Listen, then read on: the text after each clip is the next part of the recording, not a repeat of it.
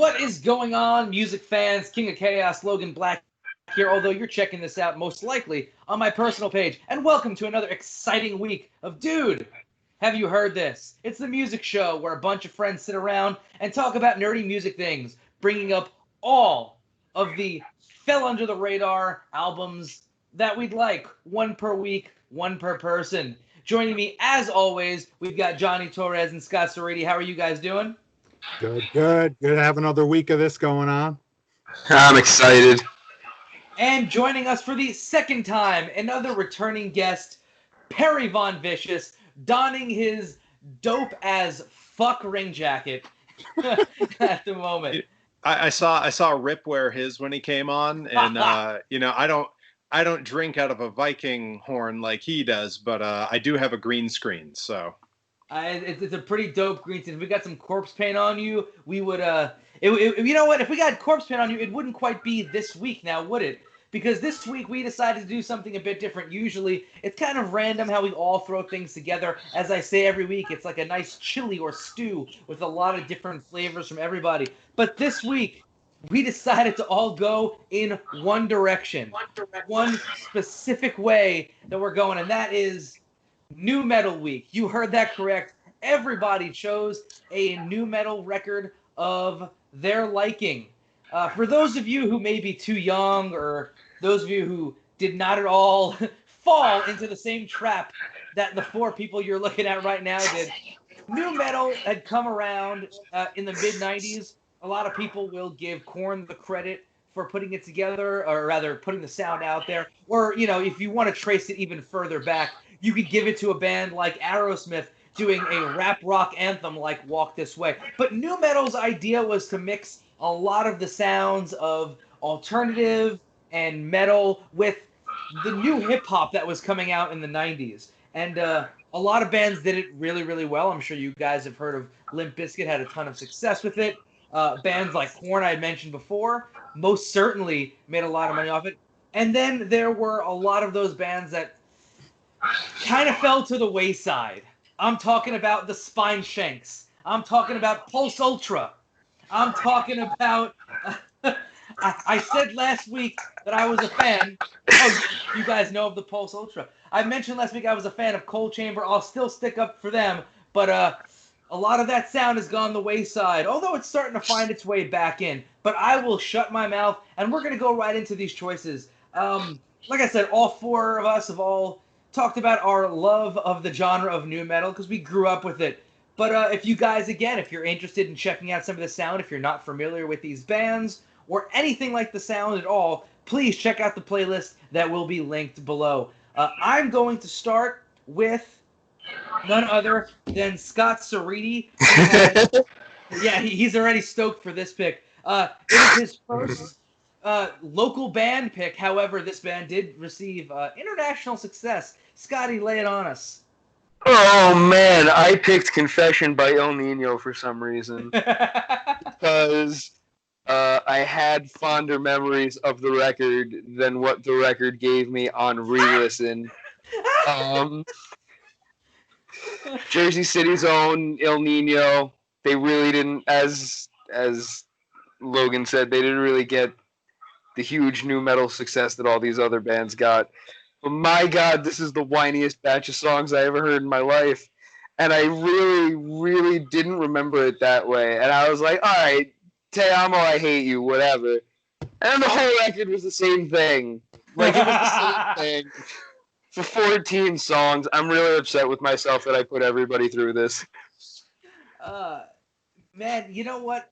I was, as I do with every week, I try and go into everything with an open mind. And El Nino was a band where, again, as a young Puerto Rican kid growing up in the New York, New Jersey area, you're listening to this stuff and you're like, all right. Because I used to make fun of the band Puya. I don't know if you guys know Puya, but they were a nu metal band full of Latinos making Latino-infused nu metal around the same time. It wasn't very good. And I was like, all right, El Nino is at least a little bit better. And listening to this one, it's definitely, it's got its highs and lows, but I want to hear what the rest of you guys think. Perry, what are your views on Confessions by El Nino? I got to tell you, at the very onset of this album, as Te Amo, I Hate You comes on, there is a moment. There's a moment. Let me take you back. Let me take you back to the summer of 2002. We've had people on wrestling shows with us who were barely born at that point. But I was fresh out of high school because I am ancient.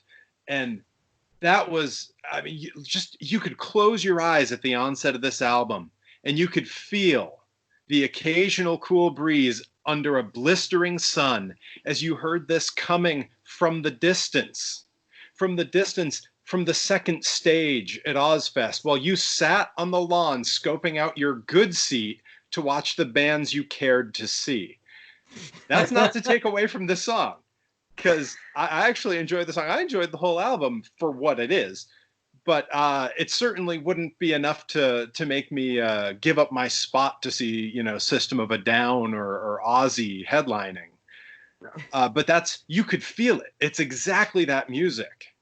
Oh yeah, it's funny you brought up Ozfest 2002. I've been bringing up I think that's what set this off, was the fact that I just kept bringing up all the Ozfests I used to go to as a kid. 2002 was the one year that I missed because there was nothing that jumped out to me. I think that was the only year that Il Nino was on, although I could be wrong, because when I went in 2003, they were not there.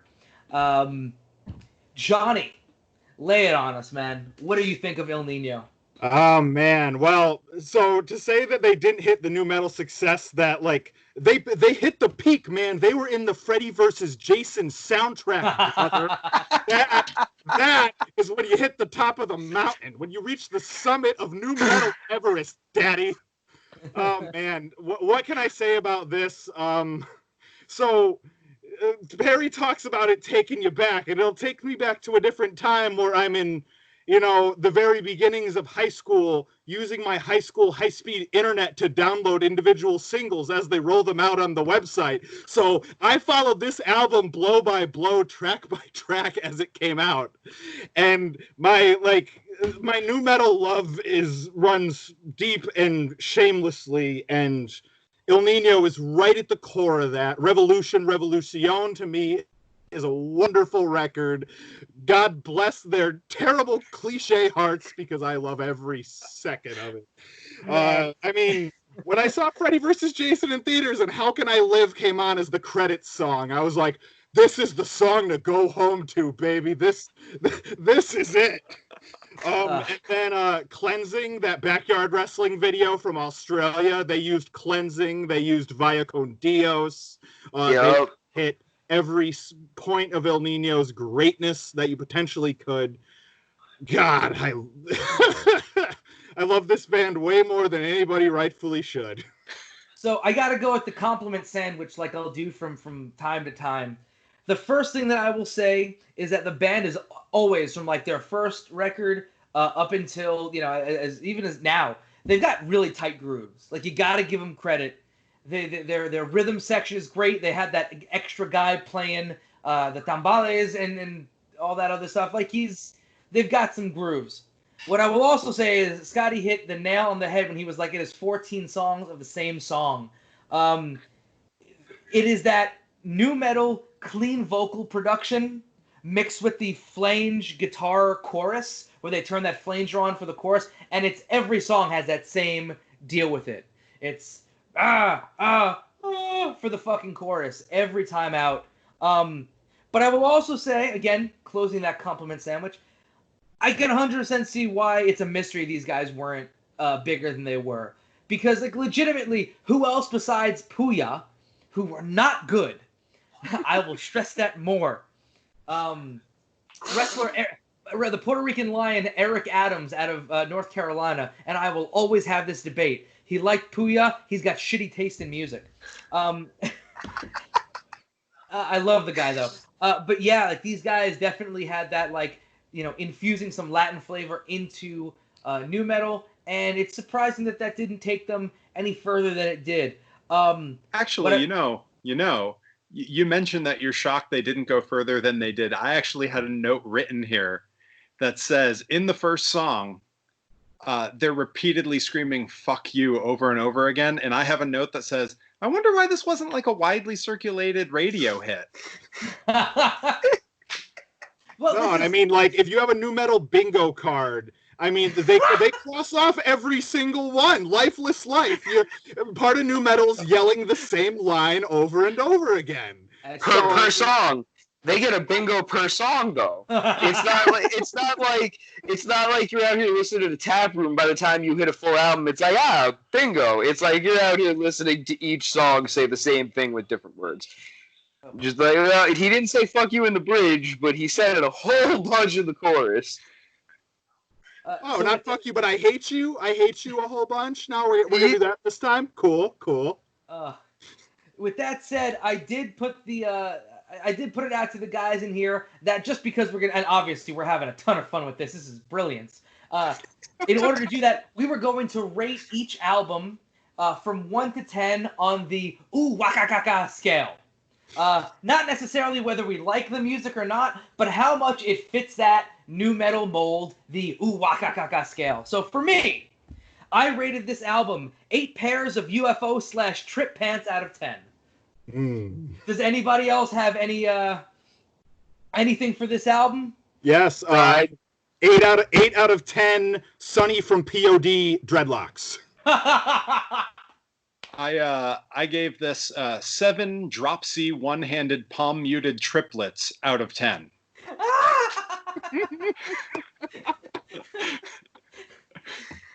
That can also man. go for modern metalcore, though. I will give it that. Scotty. Oh my god, I gave it 8 POD satellite posters out of 10. Okay. So I think we're going to move on from here to Johnny Torres's pick. Lay it on us, Johnny, because I do remember this band having one single that made it to Headbangers Ball and then never heard of them again. So lay it on us, man. Yep. The band 10 Years. The album in this case was Feeding the Wolves. Absolutely first stumbled across 10 Years because of Wasteland being on Headbangers Ball. I've got the compilation on CD somewhere upstairs. That's also where I stumbled across such mainstays as the aforementioned Spine Shank and, of course, Dry Kill Logic. Who can forget? Yeah, they were probably the bronze medalists of almost making it to this episode. But I went with 10 Years because to me, 10 Years is like if Tool decided to go more nu metal instead of prog, but there's still a little bit of prog in what 10 Years does, but they have to cross off, they have to do they put their nu metal cred right out there right away with Shoot It Out, shoot it out, and you want it now, baby. That to me is like that was what edged out the others. Was like, man, they just took the nu metal formula and dragged it into 2010 and reminded us all what a glorious golden era it was. And from there, man, I feel like it's just like I've said this about a couple different bands I brought up on this show. I've said this about Bayside with Interrobang and Minus the Bear with Infinity Overhead. But this to me is like the most mature that 10 Years sound. Like this is where they've peaked to me. And I guess they've got more records coming, so we'll see what happens in a month or so. But this to me was like the most complete record they've put out. They had the nice radio friendly sing along with Fix Me, but they also wrapped up the album really nicely with Fade into the Ocean, which was one of my picks for the playlist this week. I kind of bookended it for the playlist picks this week just because Shoot It Out. How can you not pick that? But then I wanted to go to something completely different at the end there. But yeah, I feel like this ebbs and flows better than most of their other records ever did. And nu metal in general is not really known for that. It's kind of just punch you in the face until you're tired. Punch you in the face and then cry about it. But then punch repeat the the face punch. while crying. Yes. You can't forget all them sensitive dudes who gripped at that shirt on stage, aka Aaron Lewis and the guy from Taproot. So I put that. You mentioned Shoot It Out. That song is if you were sitting there and you had to write a book on the nu metal formula, Shoot It Out is the formula. Vocal production, same exact production style as that El Nino record, which is why I put 1 and 2 on this one. Same exact thing with the flange, everything. Let me open up to you guys. Perry, what did you think of Feeding the Wolves? So when I pulled the album up on Spotify, I take shuffle off. I start it right at the beginning, hit play, and just close my eyes and get a feel for it. I got 10 seconds into this first track, and I thought to myself, this sounds like Gerard Way singing with the Smashing Pumpkins doing backing guitars for the first 15 seconds of that song. And then it just erupts into that airy drop tuning chorus that bands like Chevelle and Flyleaf were able to like convince us was good, Not that there's anything wrong with that. Of course not. Of course not. These guys, there were a couple times in it where they, we talk about bringing in that sort of hip hop sound. They had this kind of very cheesy, all nu metal bands had a bit of cheese in them. This band did it in a cheesy way that sounded just like, I'm glad you're all sitting, sounded just like this Christian rap metal band that I had to sit through one time, forced to go to this show by a girlfriend while waiting for Reliant K to come on. Yes. It was so bad. It was the worst. And I spent a half hour last night Googling to figure out who the hell this shitty band was. And when I found their name, I can't for the life of me believe I forgot it. This name, Family Force 5. Oh, yeah. Oh, my God. What a name. They played Warped Tour a bunch of times. Yep. I remember. Yeah. I remember looking up because it's like, oh, that's a cool band name, and I look it up like, oh, they suck. Never mind. And I was just not. They are so bad. So bad. I gotta love the fact that you mentioned Chevelle and Johnny mentioned Tool, because literally, as my notes right here, elements of Tool, but then it goes to Chevelle. Because usually I'm the one here throwing like, oh, it sounds like this obscure, stupid band and this obscure band, and you guys are looking at me like I got 10 heads. So I'm glad we're on the same page here. Scotty, what did you think on this one? I completely missed the boat on this band when they first came out, and I'm really, really mad at myself that I spent all that time listening to Head PE when I could have been listening to 10 Years instead. like really mad. No, but this is a really, really good record. It doesn't sound anything like a 2010 record, which I think makes it that much more enjoyable as it kind of takes you back. And the one note I had was as soon as I heard the first song was I instantly thought of Set It Off by Soil, the first song from their first record, because it had that same kind of just get up and go type. I really, really like this record. I liked it a lot. Man, so for me, I had to kind of come at this from a different record, a different angle, because that single that was on Headbangers Ball, I wasn't a fan of it at all. So I came into this already going like, all right, like I kind of know what to expect. And it certainly hits some different things for me. Like it wasn't what I expected out of it. I was able to kind of get into a lot of the stuff here until they started going more like the Daughtry route of songs as like the record progressed. And it was just like, that sound just isn't for me. So it was falling out on it. But like I said, Shoot It Out is nu metal to a T. And I completely agree with what you're saying, where like this, it sounds like a mature record. Like it definitely sounds like a band that has found their sound, they know what they're doing, and they're producing music with that sound. With that said, what are the ratings that we gave Feeding the Wolves by 10 years? Johnny, we'll start with you. Oh man, throughout the whole scope of nu metal, I really love this record, and it just shows how far it came. God, 8 Napster pirated songs out of 10. Scotty. I would have given it 6 different variant copies of Issues out of 10. Like you said, those slower songs kind of took me out of it, but that first half of the record is super good. What a deep cut on that rating. Oh yeah. Perry. I gave this 5.5 chorus pedal-laden distortion light, slowly plucked power chords used to emphasize how deep lyrics written on heroin can really be, out of 10. This one for me. This one for me on the Uwakakaka scale is 8.5 white dudes with dreads out of 10. Uh, moving on to Perry's pick, which I think was certainly a really interesting one because everything that everyone else had kind of jumped on was, back in the era of, when nu metal was on the radio. But Perry decided to pick a band that came out in that time, but jumped its way and has continued to make music. And this is their most recent record. Am I correct in saying that? Yeah, actually came out this year, just before the world shut down. Oh, nice. So tell us about it, man. Why did you pick this one? Which one is it? So I picked, obviously being who I am in a Residence shirt, having talked about Weird Al in the past, I had to pick what I consider to be a novelty band. Any band with a gimmick, anything that wears a costume, that is my jam. So I had to go with Slipknot, and I went with their 2020 album, We Are Not Your Kind. I thought this album was really, really cool. Of course I have to do a novelty band, but I wanted to go with one that everyone knew, but an album that most people probably wouldn't. I considered like Mudvayne or Mushroomhead. I think I talked with John about this, and ultimately I was like, you know what?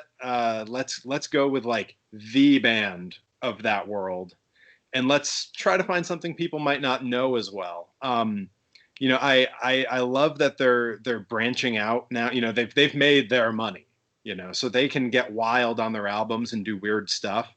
On this one, they have choirs backing them up on some tracks. They have songs where it doesn't even sound like metal at all. They vary wildly out of it.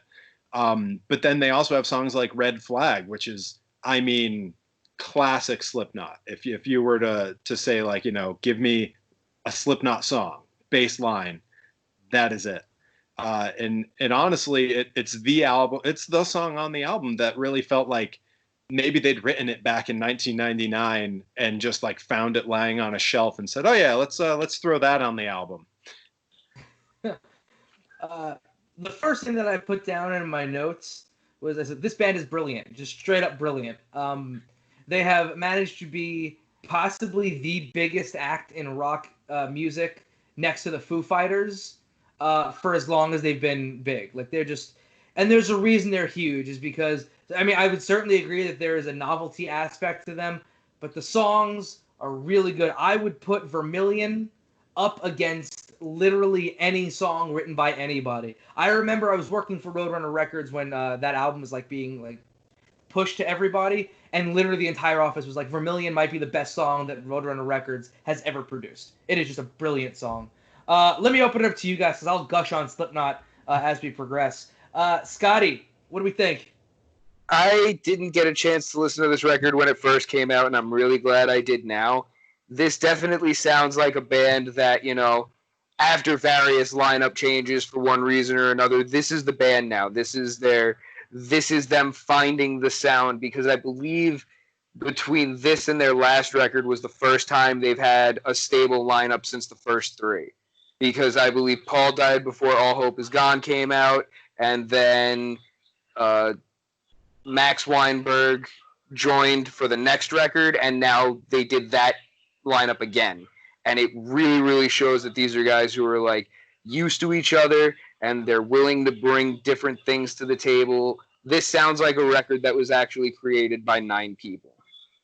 And a lot of Slipknot records don't necessarily hit that mark, because all anybody really listens to is the beats and the guitars and the vocals. A lot of everything else gets kind of lost in the shuffle. This sounds like it was collaboration between everybody who's in the band. Yeah, I think that's it's right on the fucking money. It was what I was feeling when I was listening to this. I put down, because you had mentioned, everybody gets caught because it's a very, rhythm heavy band. You got 2 guys smashing stuff. You got the drummer. To me, this was the first album where I saw the DJ and the digital parts of Slipknot, which have been around since day one, really coming out and really like being at the forefront, which I think, you know, in 2019, 2020, you know, digital music really is, you know, where a lot of shit is. But these guys were able to move that up front and really make it a part of the sound and not just, you know, vocal clips here and there. You know what I mean? I thought that was dope. Johnny, what are your thoughts, man? Man, I tell you, Corey Taylor from the very beginning has just continued to raise the bar for himself over and over again. When like I first discovered Slipknot, like pretty much right around the same time when everybody else did with Iowa and all. And then when Stone Sour came out, and then there was like this really two distinct sounds. It was, you know, I characterized it as Corey Taylor when he was mad would do Slipknot, and when he was sad he would do Stone Sour. And then just as time went on, those sounds became a little more like they layered on each other more and more. So it just showed that as Corey Taylor, being the Rolling Stone, the tumbleweed that he is, continues to just grab new influences from everywhere he goes. And I remember just every time I'd hear a new Slipknot record thinking like, okay, this is the culmination, this is the peak, this is the full maturity of where they are as an act, despite, as mentioned, the lineup changes and just overall like seemingly influence changes, but they just get to be more and more complete with time. I thought All Hope Is Gone was going to be like, all right, so this is the most complete sound we're going to hear from them. But then we got this, and this is elements of Stone Sour, elements of Slipknot, elements of Corey Taylor exploring the rap world between Spit It Out and collaborating with Tech Nine on Wither. There's elements of Behemoth in Solway Firth at the very end. There's more slower interlude tracks present here than I ever recall there being on a Slipknot record in years past. Corey Taylor continues to raise the bar for himself, but every member of this band now individually raised their own bars with this record, and if they stick with this lineup, it's going to be wild to see where they go from here. So it's been a journey watching their whole discography unfold, and this was just another like peak moment. So really glad this came across my radar. You know, I think it's really awesome that you know, you have a band here where like all of us are gushing about this, and it really is. It's a great record. It's I don't think there's anybody that, you know, can listen to this type of music and not agree with that. I'll say that it's incredible to me that after 20 years of making music in the mainstream, because, you know, that first record came out in '99, they're still grinding out great music, and it's not like they're sitting there and taking these giant pauses between, you know, production or touring and just getting together and make a record, then, you know, go tour and make some money. They are motivated to do their thing, and I think that is fucking awesome. And at this point, I can't necessarily think about any other band that has done that outside of like an AC/DC. You know what I mean? Right. A couple of the songs that stood out to me. It said Liar's Funeral feels a bit like Stone Sour. I like the fact that, you know, Johnny brought that up.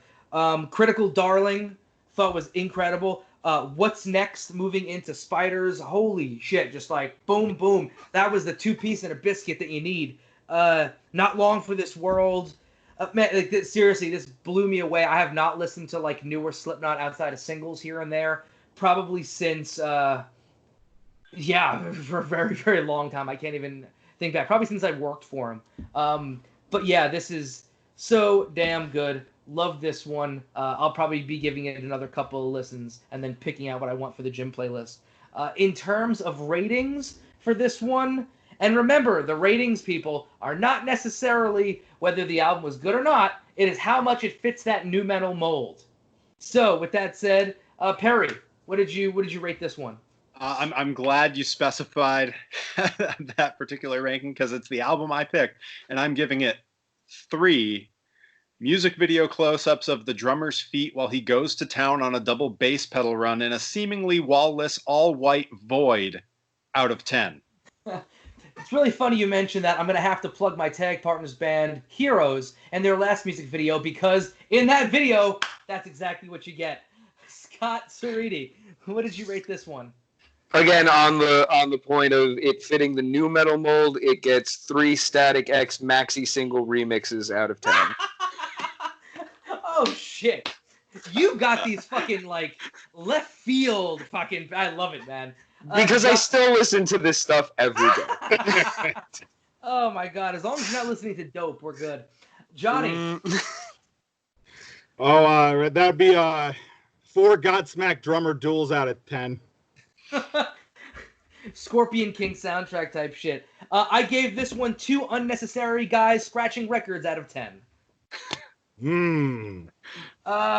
Moving on to the final pick of the week. That would be my pick, as it is every week. I went with a band that I have not enjoyed anything that they've done since this record. It was their first record. Talking about Nonpoint, and the record name is Statement. This is a band, so the way I found out about them is that I was going to Ozfest 2001. We walked in as Hatebreed was playing the last 2 songs of their set, and the next band on was Nonpoint, and they blew everybody the fuck away.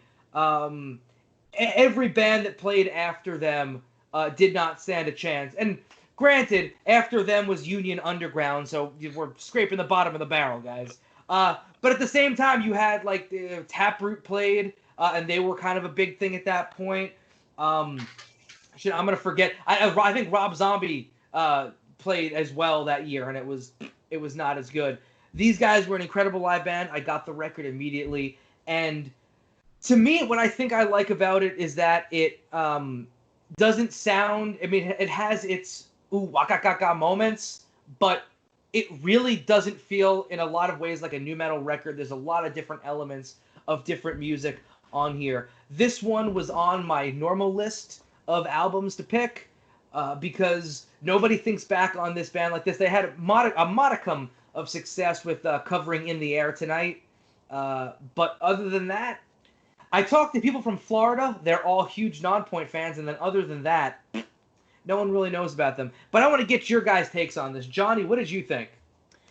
So like you had actually just mentioned, my first exposure to Nonpoint was the cover of In the Air Tonight, which I think was on the Miami Vice soundtrack, maybe. But it's possible. In any case, so I immediately thought like, oh, that's what they sound like. They just sound a whole lot like Ra and other acts like that time with like just really airy vocals. Yeah, there's a name drop for you. Yes, sir. Oof. That almost made the cut this week, but that's another story. But yeah, and then it was one of the SmackDown versus Raw games where Bullet with a Name was in it, and that was like, oh, so this is what Nonpoint really sounds like. Okay. And then after that, I hadn't listened to really anything else since this came up. So really cool seeing what Nonpoint has in mind for a front to back record. Interesting to note that the 2 tracks you picked for the playlist, Double Stacked and Orgullo.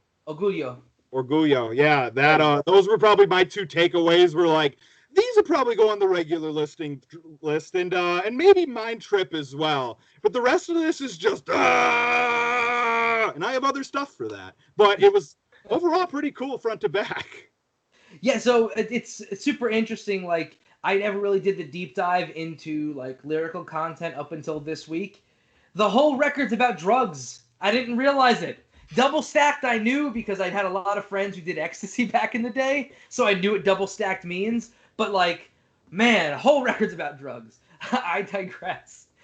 Scotty, what did you think about this record?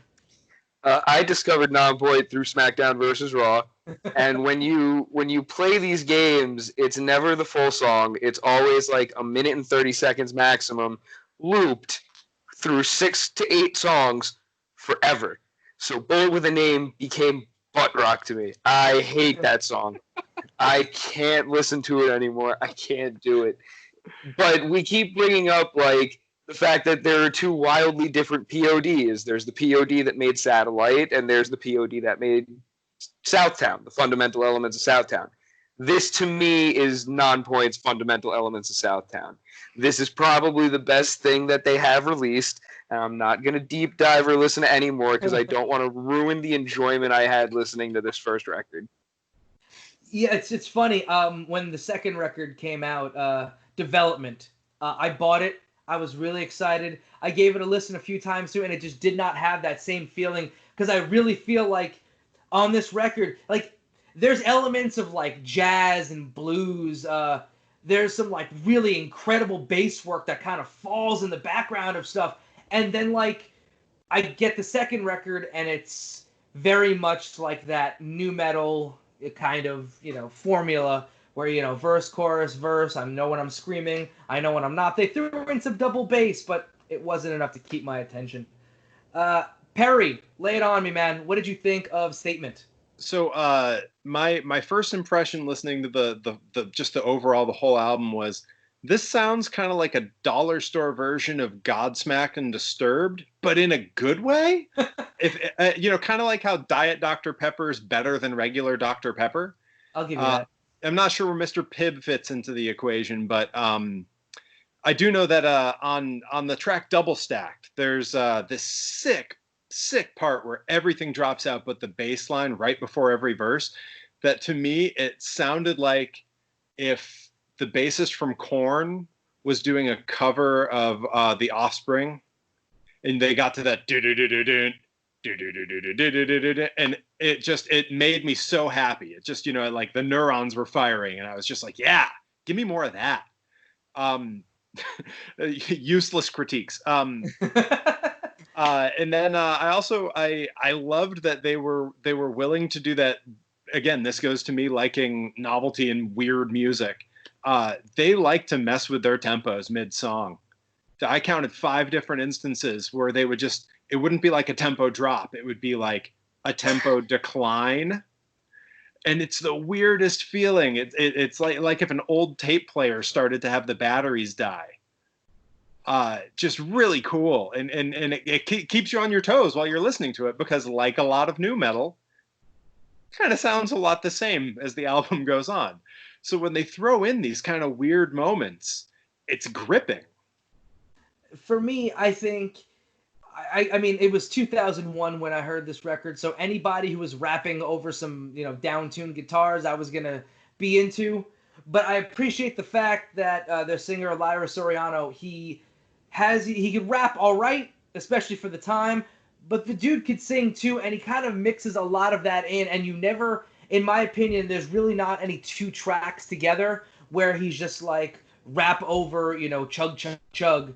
And then the next record is something else. There's, towards the end of the record, there's a song that really just, I feel, completely just checks out of, like, any of that, like, nu metal-y stuff and kind of gives me, like, I want to say jazzy or bluesy, but I think that's probably, like, the worst way to go about it. Again, I'll keep bringing up, like, the bass and bass player and drummer are just ridiculous.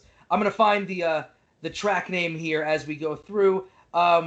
Levels is the name of the track. It's right before the last track on the album. Which, little snippet before we go into the ratings. Tribute is, if you guys picked up on it, there's Wu-Tang, there's Busta Rhymes, there's a lot of other like rap acts that they nu metaled up on that, and it's with the singer of Darwin's Waiting Room, which was a nu metal band from the mid-90s from South Florida, where these guys were from.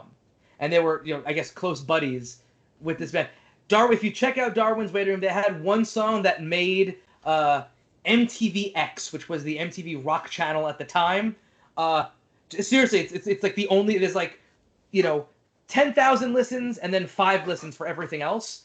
Check that. It's Feels So Stupid, I think is the name of the song. It's a catchy tune. I listened to it like 3 times.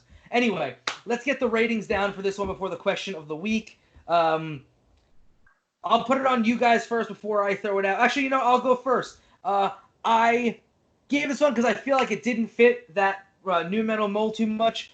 I wanted to give it 3 Adidas tracksuits out of 10. However, because of the last track where it's a bunch of dudes rapping over, over some chuggy riffs, I upped that to 6 answering machine messages left by Fred Durst, burying your decision to sign with another label out of 10. I'm really hoping everyone gets that reference besides me. For those of you watching who don't know that, look up Taproot Fred Durst answering machine. It's probably on YouTube. Scotty, what did you give this one? I give it 5 Hot Topic Marilyn Manson t-shirts out of 10 on the Is It New Metal scale, or whatever we're calling it. I never bought a Manson shirt from Hot Topic. They didn't have any of the early stuff. I didn't like the later designs. I still want that fucking Portrait of an American Family shirt. Still want it. Always. Perry, what'd you give this one? Because everything's made up and the points don't matter, I gave this 9 really long beard braids bouncing against loosely shaking down-tuned bass strings out of 10. My man. Oh, that is brilliant. Johnny, what did you give it? Because double stacked and levels in terms of like double stacked being like new metal fish and then levels having a whole bunch of rap going on there. They feel like they kind of canceled themselves out. So I gave this 8 music videos that transition from cartoons to real life, back to cartoons, back to real life for no real reason, out of 10. We got to do this every week. I fucking love this. Before we get out of here, let's quickly, the question I want to throw at you guys real quick, because a lot of this music is not something that you jump into, and a lot of this is, fairly dated at this point. What do you feel was the most fun thing about going back and revisiting a lot of these new metal sounds? I'm going to start with our guest, Perry Von Vicious. Well, as I think the oldest person on the episode this week, I think, could be within a couple years, but it brought me back to that, like I was describing at the beginning of the podcast, that sort of feeling of like my first sort of taste of freedom right after high school, going to concerts on my own and like being in some, god awful hot field at an amphitheater because I couldn't afford good seats, watching a bunch of bands I'd never heard of and discovering amazing acts. Having my friends camp out that spot on the lawn as I wander off to check out the second stage and stumbling across Andrew WK on Ozfest. Yeah. 3 weeks before I Get Wet was released.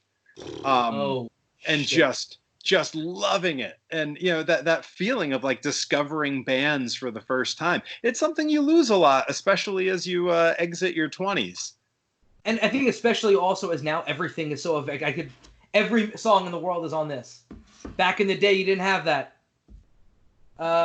Awesome, man. I couldn't agree more. Johnny.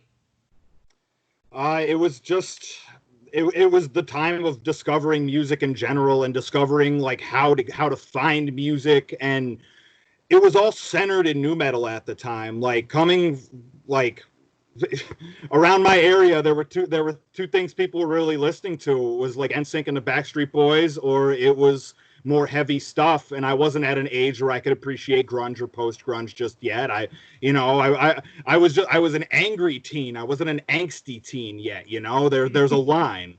So I don't know, nu metal was something really simple to latch onto for my simple young brain at the time. Like it was what I needed at the time. It was like, oh well, Limp Bizkit was really, really cool because it wasn't NSYNC or the Backstreet Boys. It was so vastly different, and that was my first taste of heavy music ever. So like I just dove into nu metal. Like we bury Spineshank playfully, but I have 2 Spineshank records upstairs. Like I have 2 Trust Company CDs too. Like I lived, breathed, ate, drank the whole genre for such a long time because I didn't know there was anything else. And then by the time I discovered, oh, let's go back to 95, or let's see what the Bare Naked Ladies were doing in the 90s and the stuff you see from me now.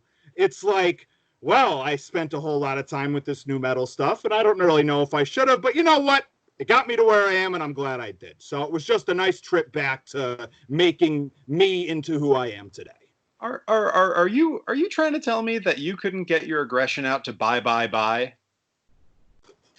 I know if you slam the fist just hard enough and jump up and down, but you're not on a train like he is in the music video, So like the aggression's different, and I don't got any of those fancy suits. I don't got a costume designer, but chains and pants, I can vibe to that.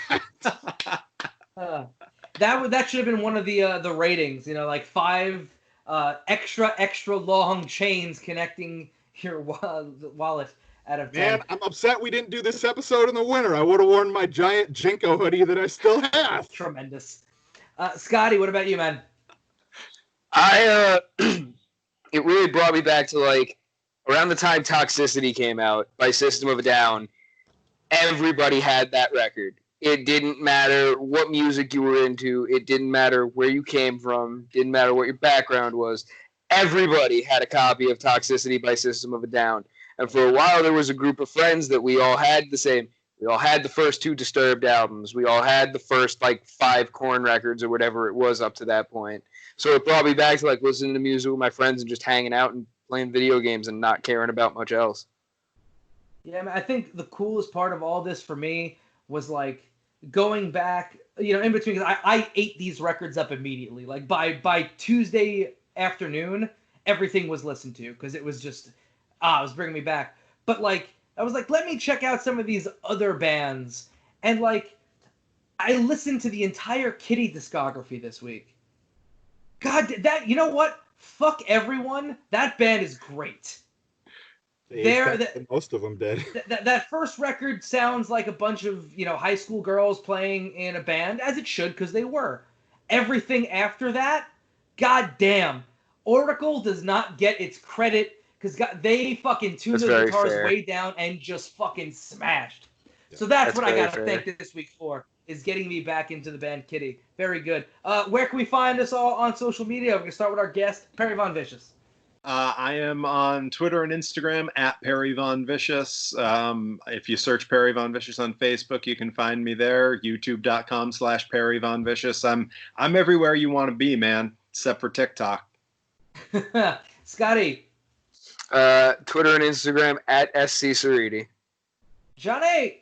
Twitter and Instagram at The Concept JT.